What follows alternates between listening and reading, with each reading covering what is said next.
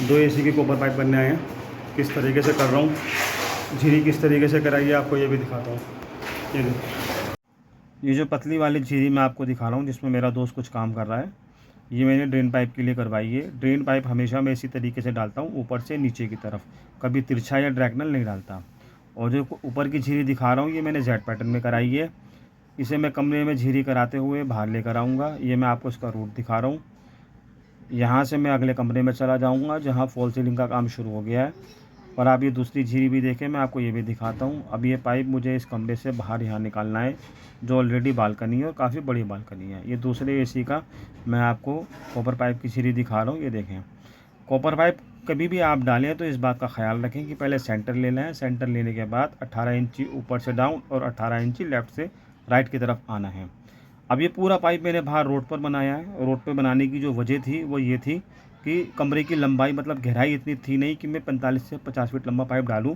और ये मैं आपको फर्स्ट फ्लोर की बालकनी दिखा रहा था, और इस फर्स्ट फ्लोर की बालकनी से मैंने ये कॉपर पाइप वहाँ तक डाल दिया जहाँ तक मैंने डालना था। सबसे पहले मैंने डाला है अंदर वाला पाइप, आप देख सकते हैं। और जो बीच में बिजली की डिब्बी देख रहे हैं ये सेंटर की है। इससे आप अंदाज़ा लगा सकते हैं मैं कितना लेफ़्ट में गया हूँ और ऊपर से कितना नीचे की तरफ आया हूँ। इस तरीके से कॉपर पाइप डालने का और ड्रेन पाइप डालने का एक फ़ायदा आपको और बता दूं। 1% कभी मान लें आपने पाइप डाल दी और कस्टमर ने उस वक्त डिसाइड नहीं किया था कि वो फॉल सीलिंग करवाएंगे। आपने छत से तो 18 इंची ले लिया, लेकिन बाद में जब आप एसी लगाएंगे और 6 इंची कस्टमर ने फॉल सीलिंग डाउन करवा दी तो फिर आपको इंडोर लगाने में दिक्कत आएगी। इस तरह से की गई पाइपिंग में आपको एक फ़ायदा ये हो सकता है कि आप इंडोर ऊपर या नीचे कर सकते हैं। ये देखें आप कितना मैंने गैप दिया हुआ है। अगर आप जब इस पाइपिंग में इंडोर लगाएंगे तो आप देखेंगे कि तकरीबन 12 इंची का तो आजकल इंडोर नॉर्मली आता ही है।